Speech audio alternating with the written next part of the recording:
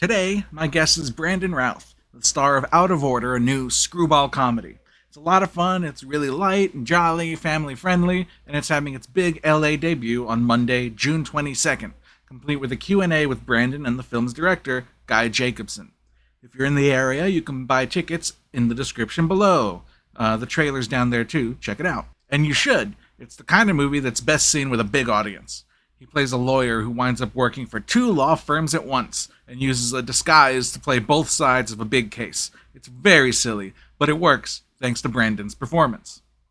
We also talk about Superman Returns, of course, how can we not, and about his time as Ray Palmer in Arrow and Legends of Tomorrow, and his friendship with Sam Huntington, who played Jimmy Olsen in Superman Returns, and he's in Out of Order as well. This is their third movie together.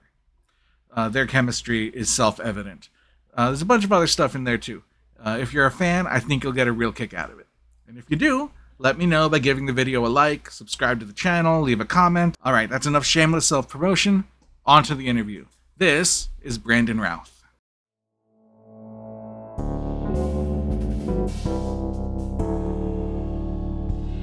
I just watched your movie. How can I be sure you're actually Brandon Routh?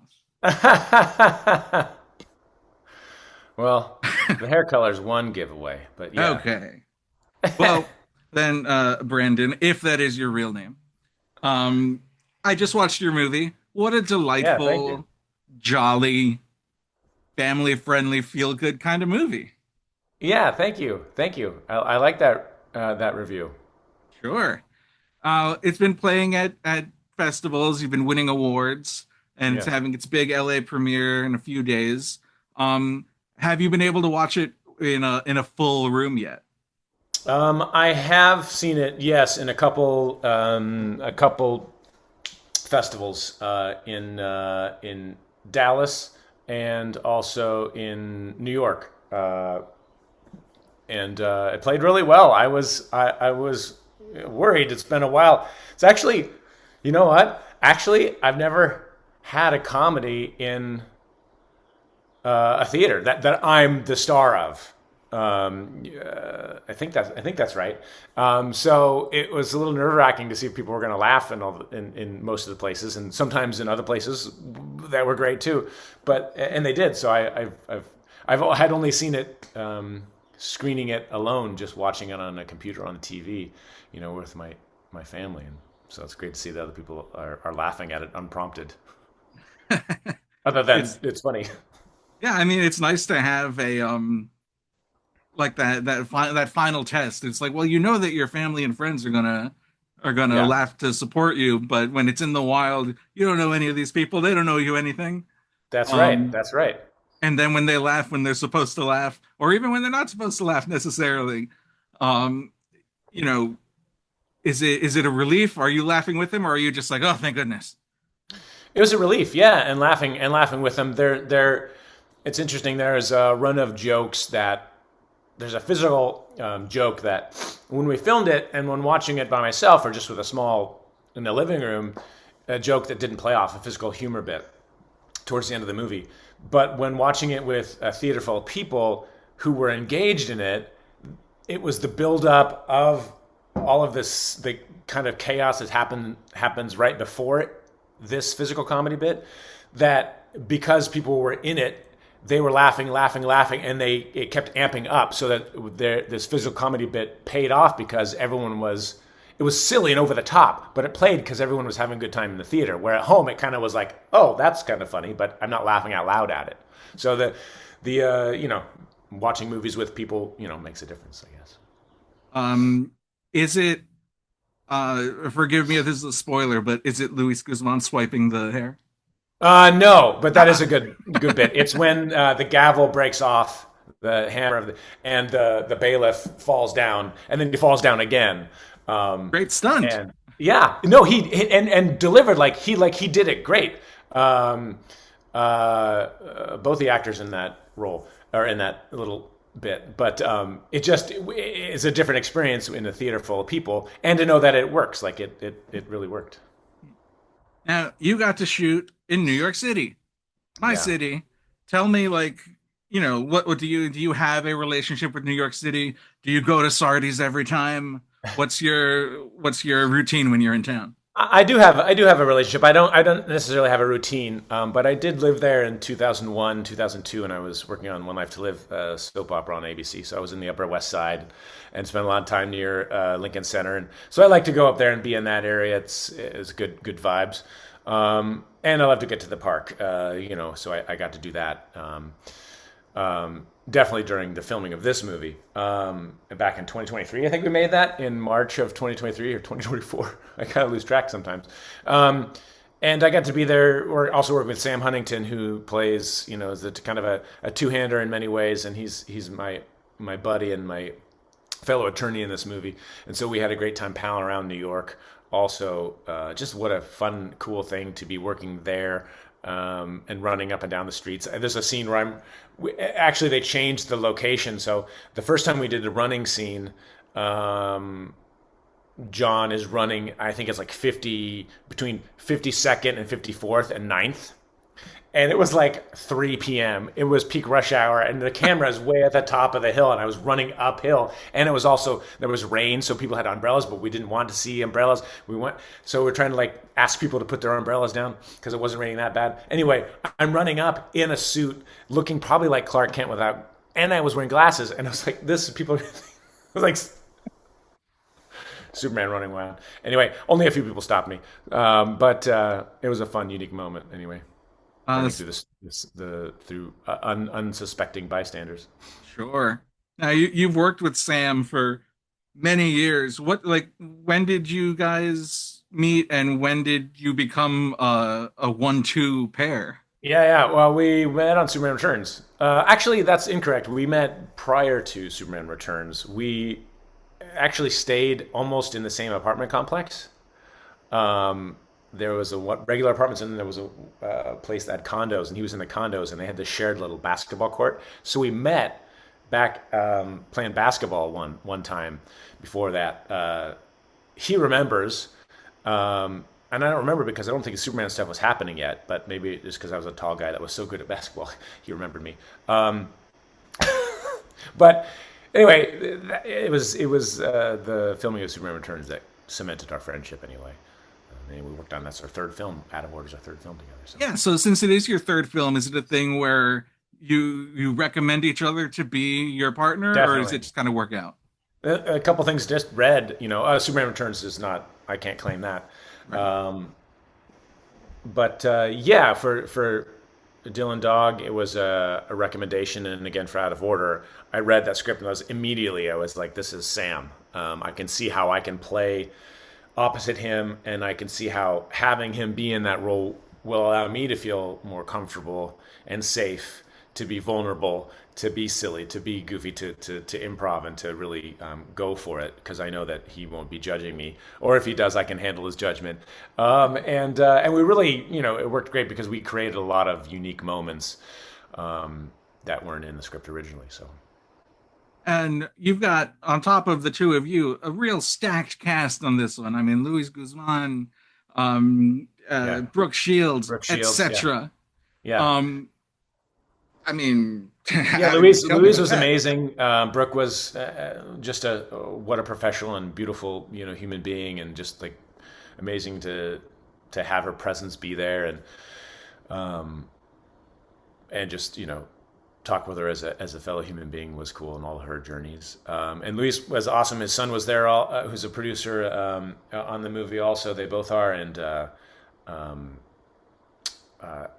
we did so much improv, Louise and I, that's kind of just me letting him go, and I'm just reacting to him, and that's one of my favorite things to do, because the rest of the movie, I'm doing a lot of the driving. I'm the passion and the chaos of the movie, and for those scenes, I kind of got to sit back and let him, the jail scenes, let him riff, and I like the relationship that was created there.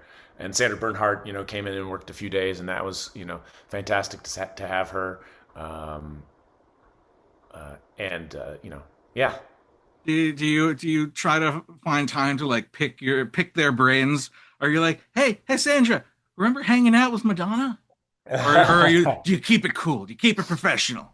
Yeah, I mean, keep it pretty professional. I don't think I'd have a problem talking about specific projects. of people's that I liked. But so what happens more than not on an indie film like this is that there's not a lot of time for conversation. We're learning our lines between scenes because we're shooting 5 scenes, 6 scenes a day.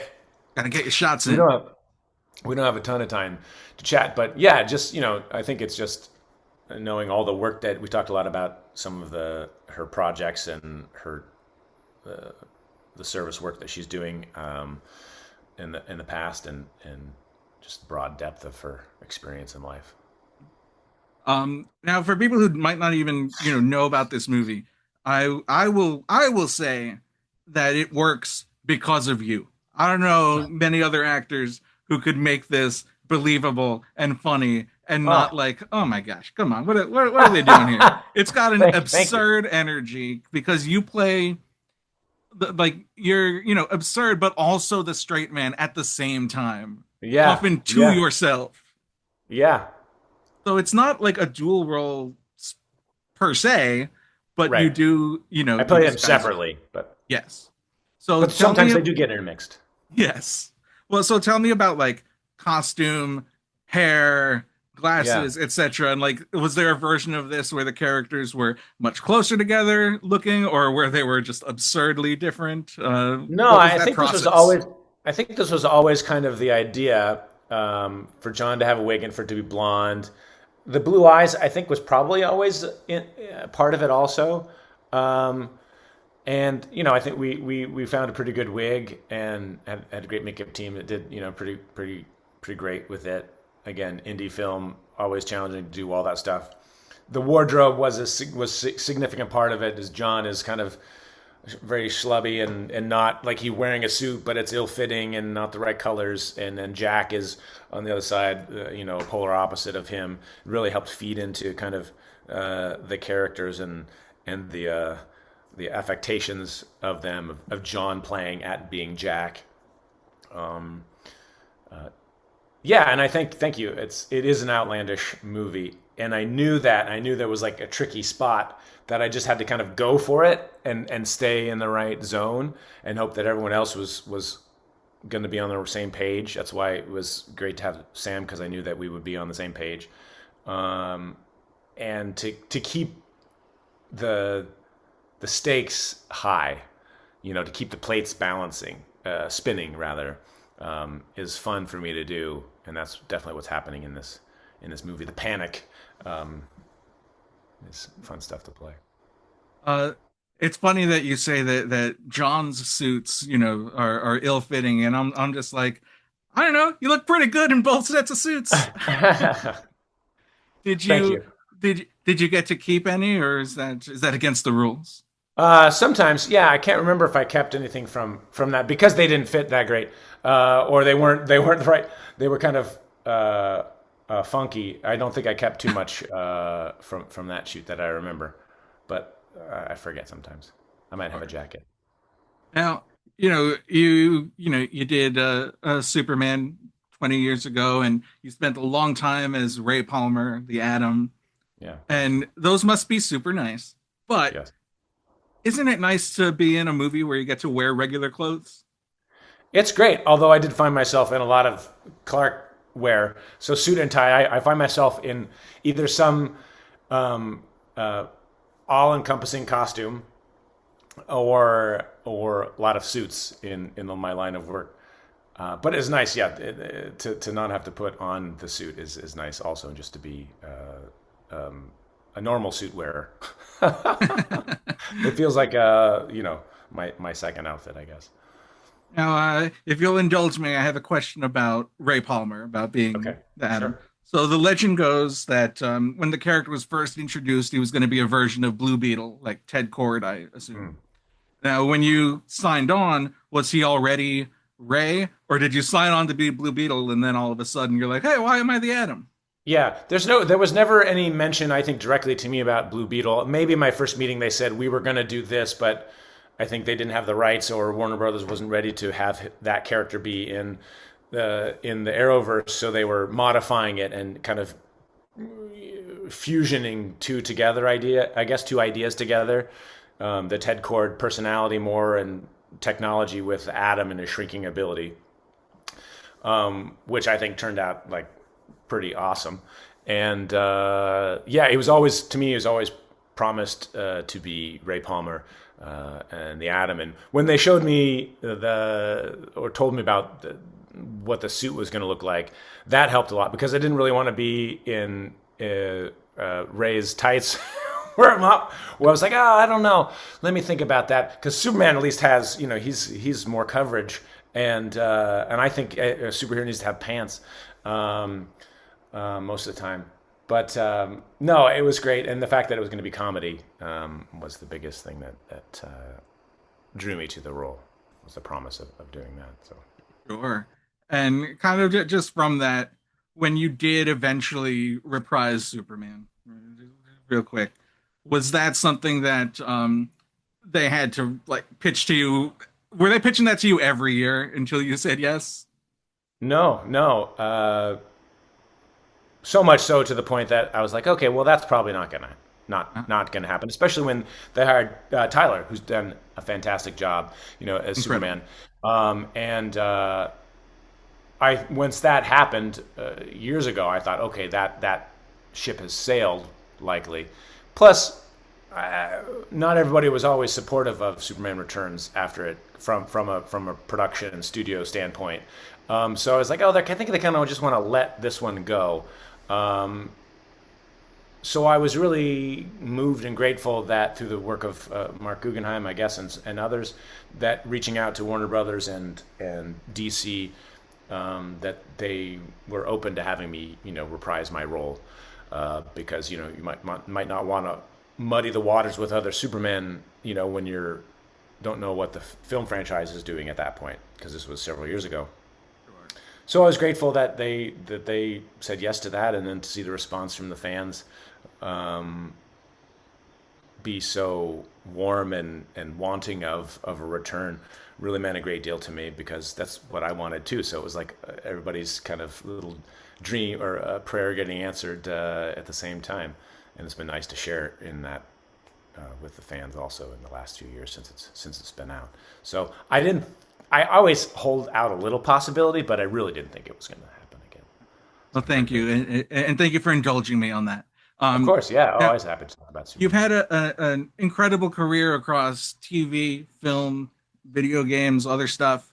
Is there a role that you're particularly proud of that maybe didn't get the eyes on it that you would have liked, that you'd like to shout out for Newsweek? Kind of be like, hey, if you like me, if you watch this movie, maybe check this out. Just look what else I can do. I mean, I would shout out something that you can't see anymore. It's so I'll give two things, but it's the comedy that I did, sitcom that I did, called Partners. That was on CBS, and we had 13 episodes with Michael Urie, David Krumholtz, and Sophia Bush, with Will and Grace producers, and that was a kind of a show ahead of its time, I guess, for CBS.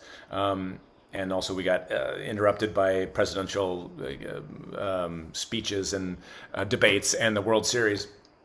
But that was a great comedy, and I loved that. Being in a live studio audience situation was a joy of a job, and I think that was very funny. And then I guess I would say maybe there's a since we're talking comedy, there's a romantic comedy called Table for Three that I did, again actually with Sophia Bush and Jesse Bradford, back around 2010 or something, 2012, and it's another fun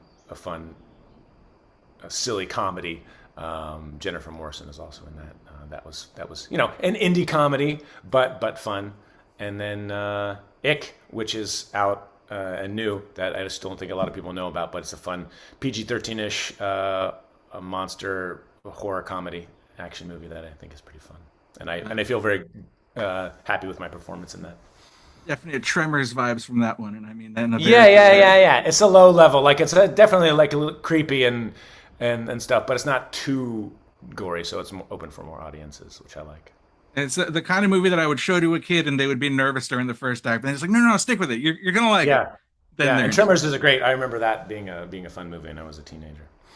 Now, I love that you mentioned so many comedies just now, because I think even to this day, like, people underestimate how friggin' funny you are. Oh, thank you. The fans know, but is it difficult to like articulate to agents to people who are looking to cast that you have this Yeah. skill set? I don't think it's difficult to talk to my agents about it. Thankfully, I have great people, innovative, and they're doing awesome. And my manager, who I've been with for such a long time, a management team, they're definitely on the forefront of working that comedy angle for me. There are people that have noticed. Kevin Smith, Zach and Miri, a comedy appearance, and Edgar Wright and Scott Pilgrim versus the World, and I did a episode of Maria Bamford show on Netflix. So there are these little hits of comedy that I've done, other than a couple of features, and Ray Palmer largely is like, just watch that, and I cut together all the funny moments. You got to see that I have some chops there, but I think it's part of it's pushing against type, and it's that if the mass doesn't know about it, when does it rate as funny enough, or I don't know. Who knows? Who knows what makes it happen? But I just keep working to do good work and put out different aspects of comedy that people see it, and they go, "Oh, hey, he is funny. This is a funny guy," or not. But I think it will. So that's why I'm happy to talk about this movie, because it's me being funny in several ways, Yeah. or too much. But it's up to the viewer. I mean, sometimes too much is just enough. It's right in that edge. I can think of for comedy to work. Yeah, sometimes. I mean, I'm thinking back to like the first season of Legends of Tomorrow, how Yeah, that show, especially in the first season, was like, we don't know what exactly is the tone going to yes, be. So let's just try a bunch of different things. There's a horror episode, there's comedy episodes, there's yeah. straight action episodes. Like, was it really just like so experimental that then eventually you locked it in like season two? I mean, I don't know, because I wasn't there from the creative, True.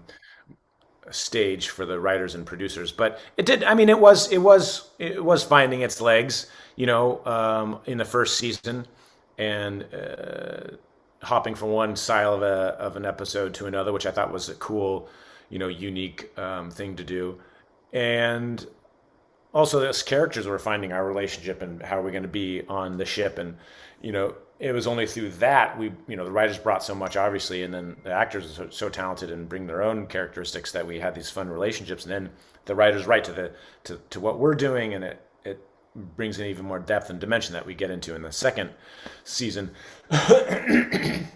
And just have a little bit more fun with it, and so 3 and 4 are probably my favorite seasons, because we just said, what the heck, this is a silly show, and something so unique that hasn't really been repeated too much, and I think people love it. So I'd love to see something like that be back. I believe it was season four, but you and the fairy godmother were my one true pairing. Yes, yes. Oh, yeah, yeah. You were standing for fairy godmother, and she was lovely. Jane. I remember her name, but lovely to work with, actress, and I remember her from Bed Knobs and Broomsticks and some other things. So yeah. Sure. But before we go, I do want to bring it back to Out of Order. Bring me back to like the beginning. Those like your agent, who I assume smokes cigars. I assume all agents smoke cigars. Do they hand you the script and then go, "Hey kid, you got to read this"? Or what was the story of getting involved in the first place? No, none of my agents talk like that, but no, I was on the set of Nine Kittens of Christmas, filming a scene towards the end of that movie up in Vancouver, and I think my manager said that we had an offer for this movie, and so read the script, and started reading the script that day, because it was a comedy. Because a lot of times I would get offers for horror movies or thrillers, and so I said no to quite a few horror movies, just because it's not the world I want to be in. Aside from things like Ick and Dead of Night, which are on the lighter fare, I got the idea of the movie right away, and I love that it was two characters, and there was a lot of funny, shticky stuff in there that I just felt like, oh, I could really sink my teeth into this. It might be a risk. I might swing for the fences, and it could be wrong, but I feel like I know what this is. And then I was like, I know if I have Sam, then and that moment, I was like, if I have Sam in it, then I know that we can partner in it together, and it's going to be great. And so that was it. I was pretty much ready to do it at that point. And then I talked to the director, obviously, and had a nice meeting with Guy Jacobson, co-writer, and with his writing partner on that, and talked about my ideas about it and about Sam, and they made that happen. So you got to really like develop parts of your character and Yeah, not we just did a show lot, up and and read the Sam and I lines. talked a lot of character. We talked a lot with Guy and shifted a few things. Some things are different in the script, and naturally they were going to have to change because locations were going to needed to change. And Brooke Shields' character was male at one point in the beginning, and changed obviously, and was Brooke, and cleaning up a few of the love romance things that work just a little bit better now in a finished product. But yeah, we had a great time, collaborating, Sam and I, with Guy on a lot of the stuff too. So you're always shooting. You're busy. You're a busy fella. Um, Well, sometimes, yes. do you Currently, yes. do you consider yourself like a workaholic? Do you love being on set, or do you like getting to take your time off and just like chill at the house? I definitely like my time off, but I definitely I like to work, and I am open for working. I like to be in Los Angeles when I'm working, so I don't have to travel. I think the hardest thing about it is lately traveling all the time to work.